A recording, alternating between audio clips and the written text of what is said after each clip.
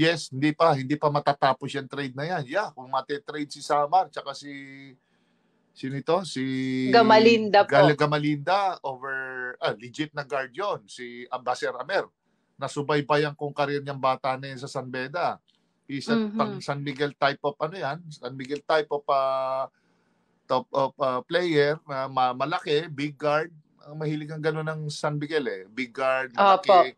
So pwede si Amer dito kasi sayang ang talent ng bata. Tapos yung mga ibibigay naman might flourish naman doon sa ibang team. So yun ang posibilidad na mangyayari diyan. Kasi alam mo siyempre dito sa PBA mahirap kasi lalo na pag spell high